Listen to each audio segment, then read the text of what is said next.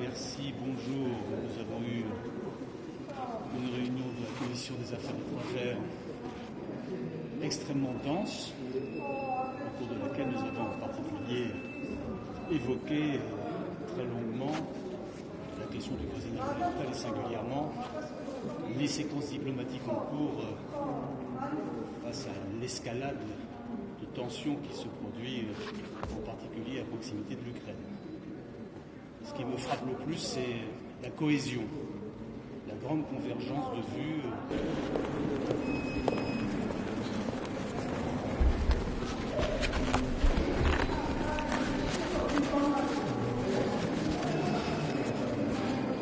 Merci, bonjour. Nous avons eu une réunion de la Commission des Affaires étrangères extrêmement dense, au cours de laquelle nous avons en particulier évoqué très longuement la question du voisinage oriental et singulièrement les séquences diplomatiques en cours face à l'escalade de tensions qui se produit en particulier à proximité de l'Ukraine.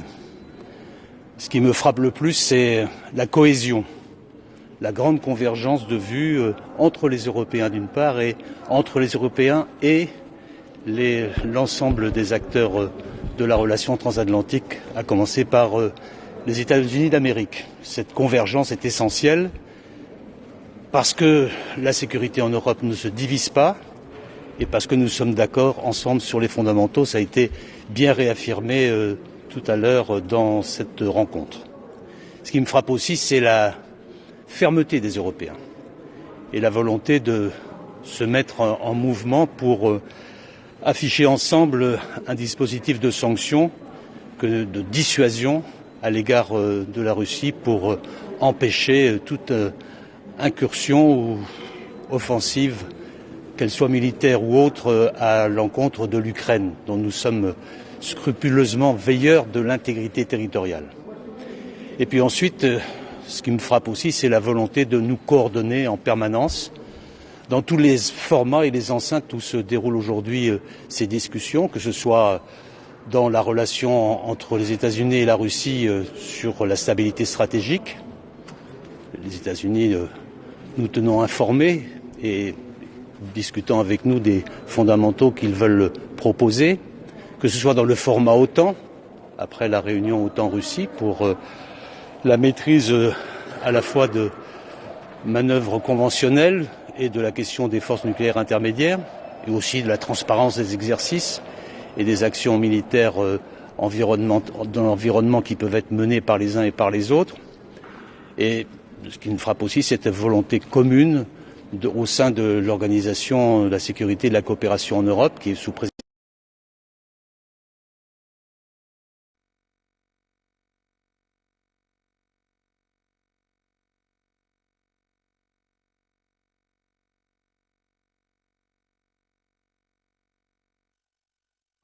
By High Representative Josep Borrell. We will hear his summary of the discussions, and then we will take questions, both from the press room here, and it's good to see that there are so many of you, and also we will try to take some questions from colleagues who are connected remotely. But first, I would give the floor to High Representative to brief us about the main outcomes of the meeting. High Representative, the floor is yours. Thank you, Peter. Good afternoon. Before going into details about today's meeting, let me express my deep sorrow on the attack in Heidelberg this afternoon. My feelings and my thoughts are with the families of the victims, with the people of Heidelberg, and with Germany. On the Foreign Affairs Council today, we had important topics, and we have been joined by two important guests. First, the United Nations Special Envoy for Syria, Geir Pedersen, for our discussion on Syria, and for the US Secretary of State, Anthony Blinken, for the discussion on Russia and European security. Let me start with this last point right away, because certainly it has been the most important point in the agenda. The most important takeaway is that we have reconfirmed our strong unity and our united approach on the challenges on European security.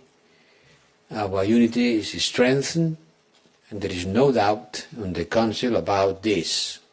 In this regard, we agreed Council conclusions that you have already seen, and they are more or less the ones that we agreed in the informal meeting at Brest.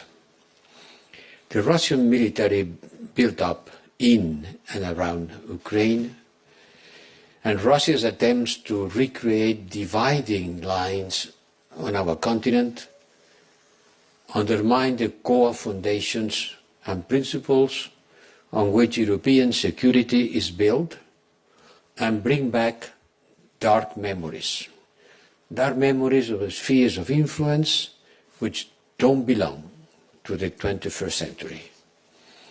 We reaffirm our full and unquestionable support to Ukraine, and that any military aggression against Ukraine will have serious consequences and massive costs for the perpetrator.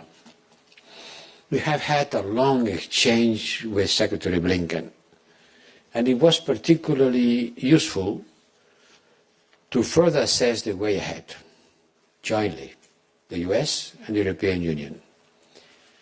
And we will continue our very strong and close coordination with our partners, as we have been doing during this process.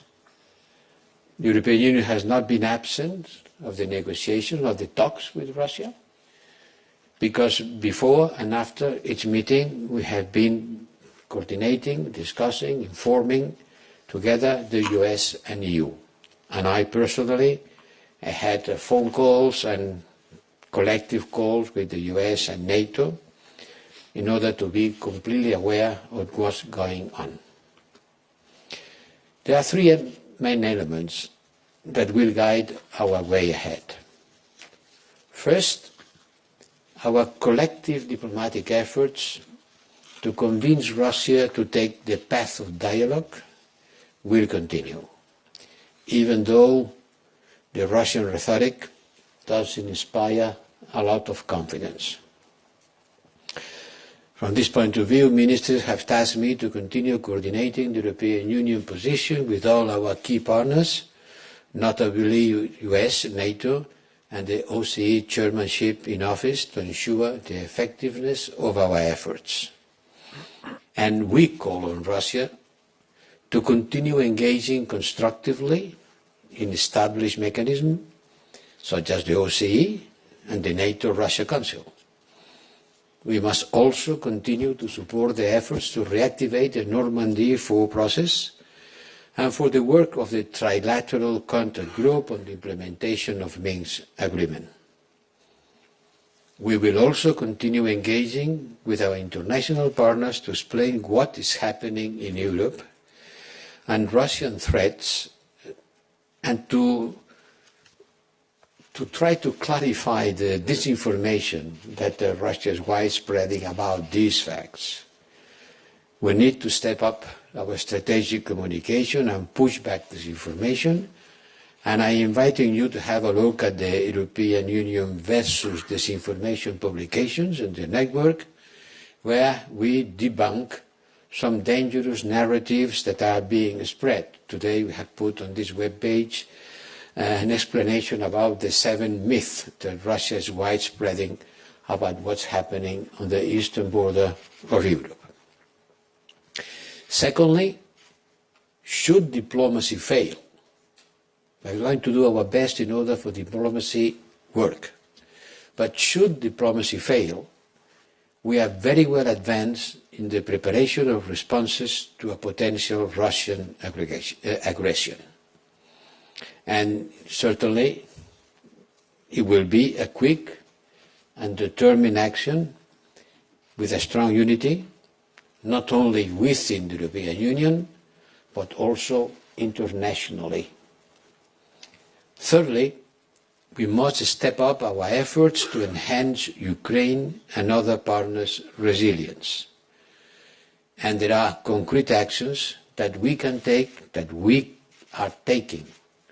The President of the Commission announced today a financial assistance package made of an energy loan and grants to support Ukraine in the medium and long term, doubling our grants, our support, and providing an emergency financial support of 1,000 million euros.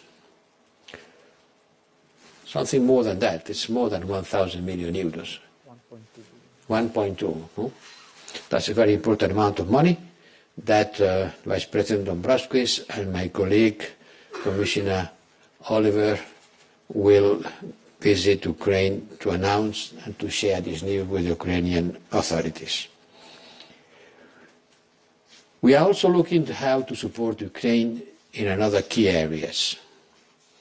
On cyber and hybrid threats, our swift condemnation of the cyber attack and our readiness to assist Ukraine 10 days ago, when we were at Brest, also was a clear proof of our readiness, our capacity and will to act. We will be ready to respond to further attacks of this type, and we will continue to build up resilience on countering foreign information manipulation.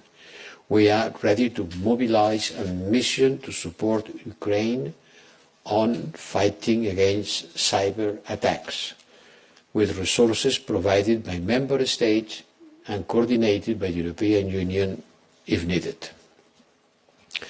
On security and defence, I have already made mention of the 35 million euros that we have granted in order to increase the logistic capacity of the Ukrainian army.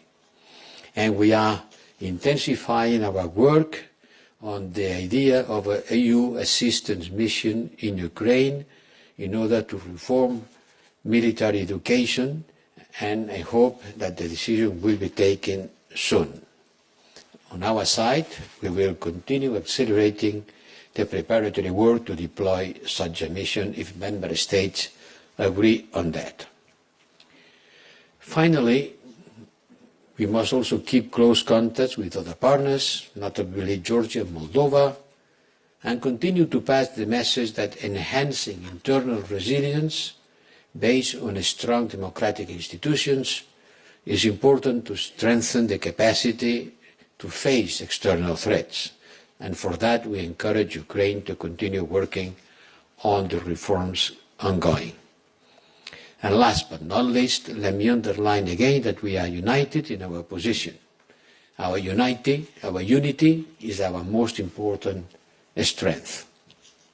We talk about Syria, we talk about Libya, we talk about Mali, we talk about Burkina Faso. Let me say something about Mali and Burkina Faso. And let me jump to French, because this is something in which France is strongly engaged. Comme j'ai déjà dit au Gimmick Brest, les décisions prises par les autorités maliennes de proposer une transition de 4 ans, ainsi que le déploiement des avérés, vérifiés, des compagnies Wagner ne sont pas acceptables pour nous. La CEDEAO a adopté des sanctions économiques et financières et nous travaillons dans ces lignes. Il va se tenir une réunion le prochain 26 janvier avec les ministres des Affaires étrangères du G5 Sahel.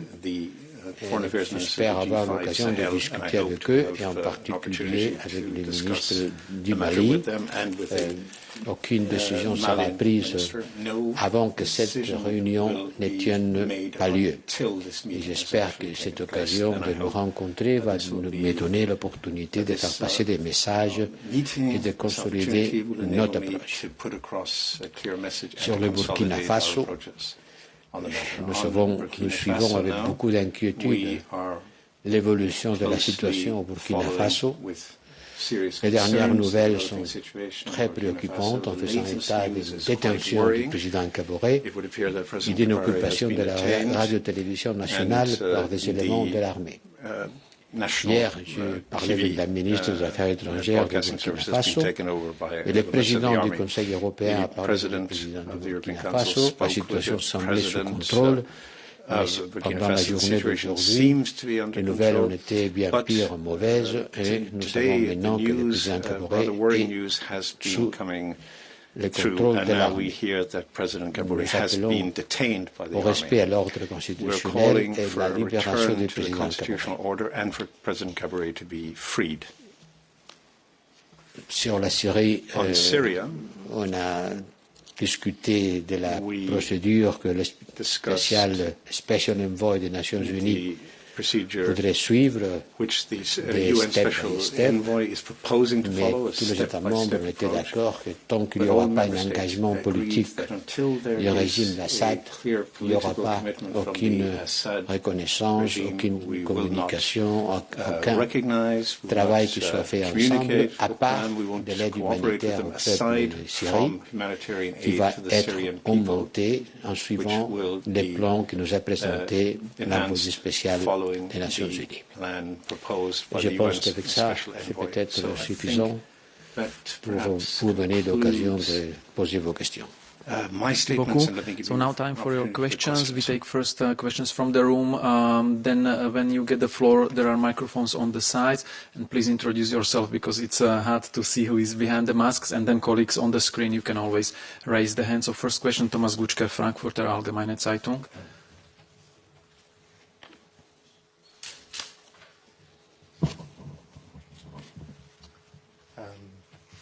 High Representative, I'm here. When you went into the Council, you said that you expected Foreign Secretary Blinken,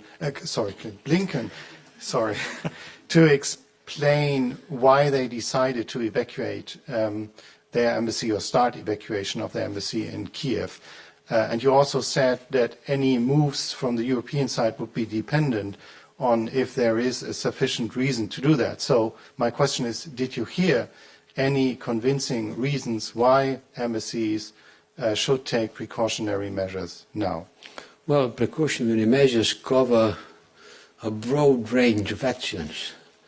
Actually, it's to close the door when you leave the house, for example.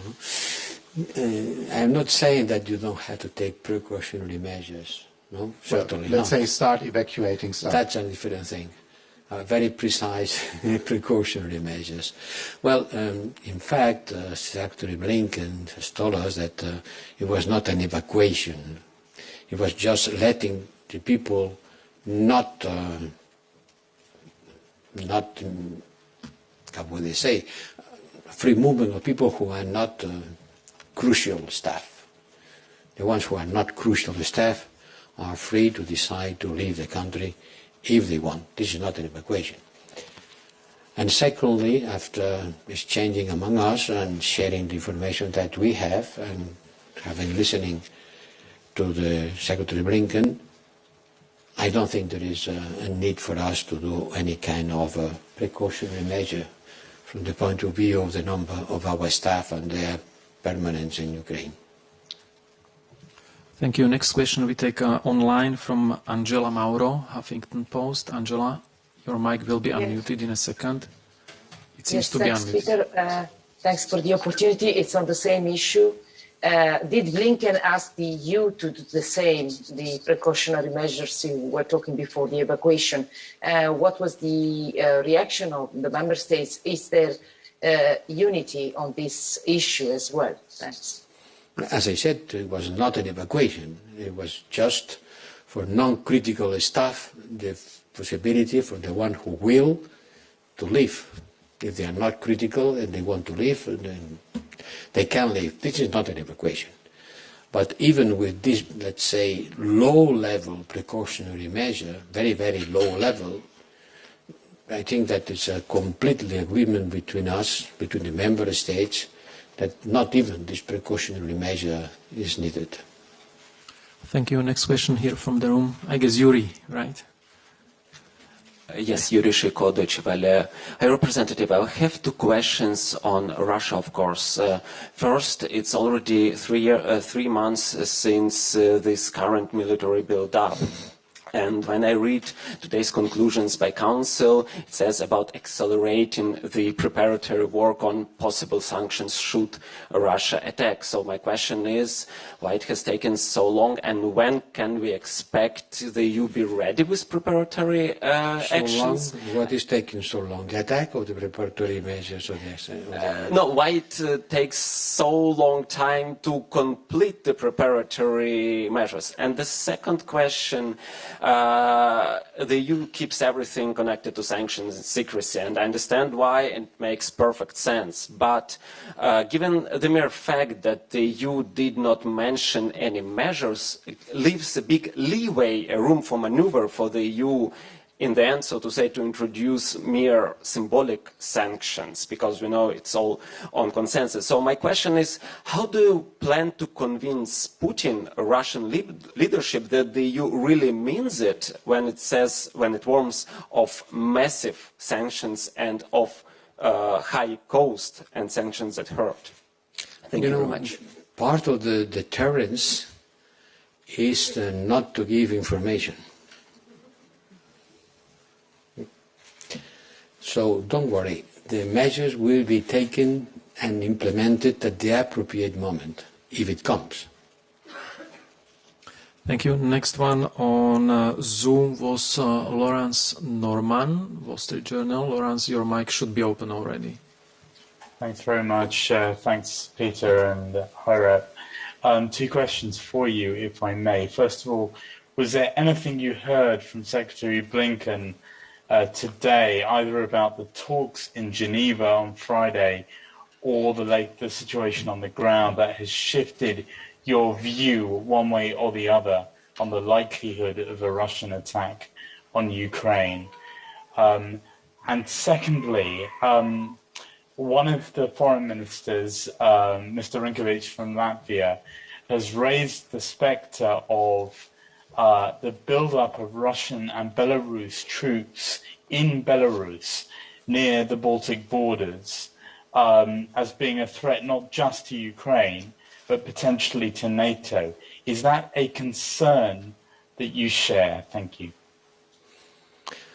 Well, if I can say, you know, as I said, I had the opportunity to talk with Secretary Blinken bilaterally or with other people, other institutions like NATO, before and after each one of their meetings with the Russians. So for me today it was almost nothing new, because I had the opportunity to have information directly from Blinken at the appropriate moment, immediately after or immediately before the meetings. This was not the case with my colleagues, and not one of them has been talking with Secretary Blinken. It would be impossible, we are 27. So it's important for the group, the Council, the 27 plus I, to listen to the explanation of Secretary Blinken. But for me it was almost nothing new, because I already got this information directly from him. And certainly, no, I don't think there is anything new that can increase the feeling of fear about an immediate attack. No. And about the threat that could represent the presence of Russian troops in Belarus, and the threat not to Ukraine but to Lithuania, neither. Thank you. Nous prenons question suivante de Philippe. The next question is from Philippe. Merci bien, Philippe Renier du journal Le Soir. Trois questions, si je peux, mais rapides. Tout d'abord, effectivement, concernant l'alarmisme dont vous avez parlé à l'entrée ici, en disant qu'il n'était pas l'heure d'être trop alarmiste. Est-ce que de la conversation avec le secrétaire d'État Blinken, vous avez une idée du calendrier de la poursuite des négociations, des discussions diplomatiques au-delà de cette semaine? Est-ce que ça va se poursuivre dans le courant du mois de février? Sur les préparatifs des sanctions, on a souvent parlé de la coordination avec des partenaires. On cite, vous citez régulièrement les États-Unis, le Royaume-Uni, le Canada. Est-ce que cette coordination et cette possibilité d'adopter des sanctions pourraient s'élargir à d'autres États de la planète? Je ne sais pas, le Japon, l'Inde, pourquoi pas? Je pose la question. Voilà. Et troisième petite question, le ministre roumain, si je ne m'abuse, des Affaires étrangères, a suggéré la tenue d'un Conseil des Affaires étrangères à Kiev dans un avenir assez proche, en signe de solidarité avec l'Ukraine. Est-ce que vous pensez que c'est une option? Oui, je vous vois bien informé. I can see you're very well informed. Oui, ça a été une des propositions qu'on a mises sur la table. Why not? C'est pas impossible. Le Conseil des Affaires étrangères, le statut en unanimité peut décider de se réunir hors siège. Donc, si des circonstances le demandent, et s'il y a un accord unanime, if there is unanimous agreement, then we can meet anywhere. Why not? If the situation were such that that would be one way of showing collectively what each and every one of us individually have demonstrated and what we've collectively demonstrated here and in Brest, namely solidarity and commitment towards Ukraine. But nothing was decided on that. Alors, vous voulez savoir s'il y a d'autres pays and you wanted to know whether there were other countries. Au niveau de l'Union européenne, la coordination se passe avec les États-Unis. In the EU, we coordinate with the US, of course, with Canada and the UK. Et quelle était la première question? And what was your first question, sorry? C'était sur l'alarmisme dont vous avez dit à l'entrée qu'il ne fallait pas tomber dedans et demander si de la conversation avec M. Blinken, la perspective de discussion diplomatique pouvait aller au-delà de cette semaine qui s'ouvre maintenant. Écoutez, je pense qu'il ne faut pas laisser qu'on joue avec nos nerfs. Peut-être qu'il y a des gens qui veulent jouer avec nos nerfs. There are maybe people who are wanting to play a bit of a game here. On sait très bien quelles sont les menaces. Know what the threats are, and we know what the degree of threats are, and we know how we should react, and we want to avoid reactions which could lead to an escalation and even escalate, as I say, in such a way but we don't want people to have a breakdown on this. Now, on the timetable, the US is answering in writing the request from Russia. Nous, on a eu l'occasion de connaître La demande, on la connaît puisqu'elle est publique. Know about that request because it's public, but we were able to discuss the terms of that response.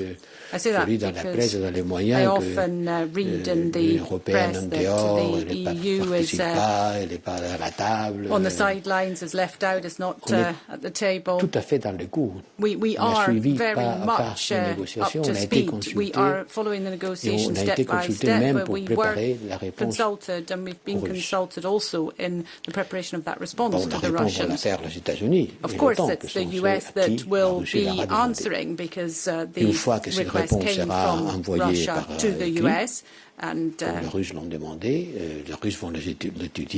that response has been sent by Blinken to Russia, they will examine that, and the timetable will depend on that response. And I don't think we can anticipate what that response will be. Merci. Next question to be posed remotely from Rosie.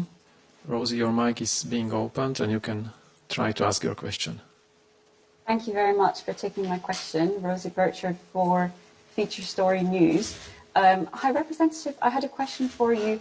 You wanted to send a strong message of unity today. There was much talk of unity, but before the meeting we understood there were divergences among member states, for example, on whether to export arms to Ukraine. I know this doesn't directly fall under your competence, but did you discuss this issue?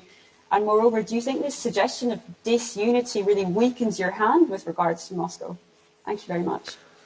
Well, the European Union is the place where member states gather to discuss the competences that we share in common, not the things that only member states can do, each one on their own side. No, this issue has not been on the table. Thank you. Voilà, Nicolas.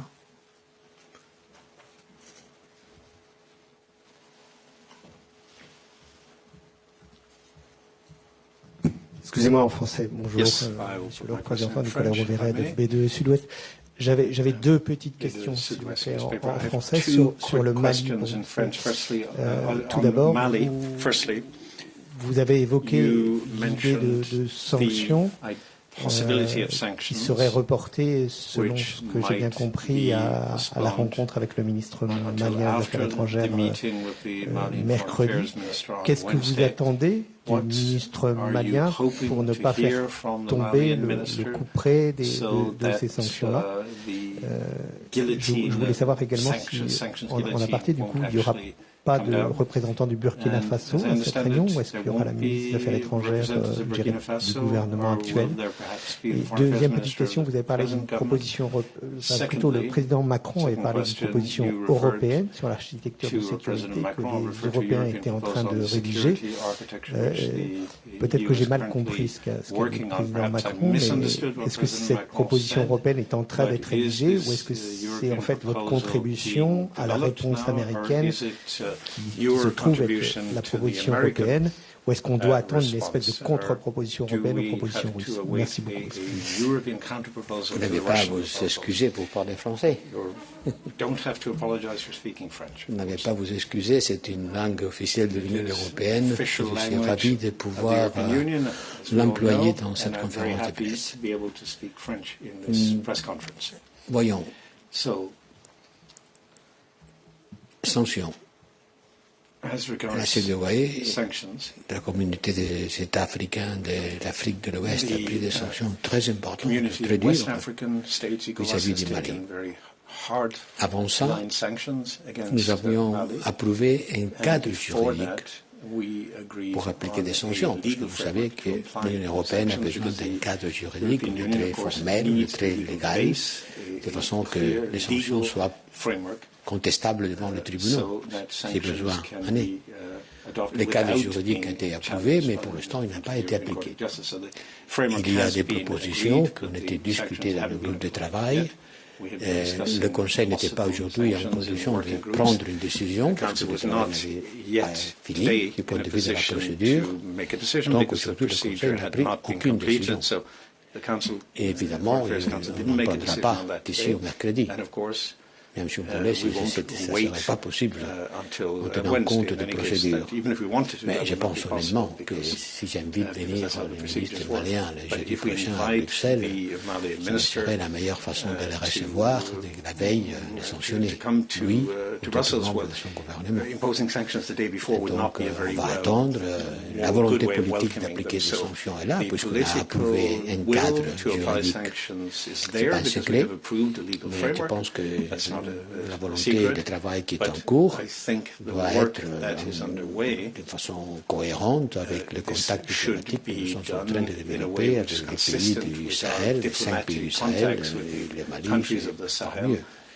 Donc, j'espère avoir une conversation, encore une autre, plusieurs, avec les ministres du pays du Sahel, et en particulier les ministres du Mali, pour savoir quelles sont ses intentions du point de vue du déploiement des troupes, j'allais dire des troupes russes, mais en fait de compagnie Wagner, et quelles sont ses intentions par rapport à la capacité de la mission d'entraînement militaire que nous entretenons, que nous continuons à avoir au Mali, le déploiement et la capacité d'agir des forces que la France et ses alliés ont au Mali. En général, quelle est la situation et les perspectives. Et c'est évident que cette 4 ans de transition poussant à 4 ans les élections qui étaient promises pour la fin de l'année, c'est quelque chose qui a poussé la CEDEAO à prendre des mesures. Et l'Union européenne doit aussi en prendre.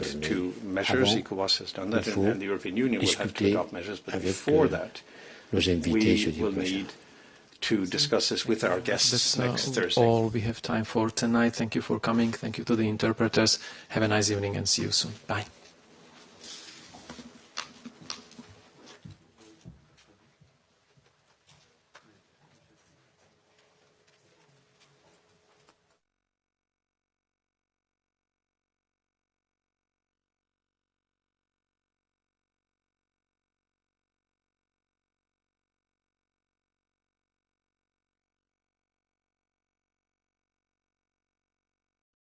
Thank you.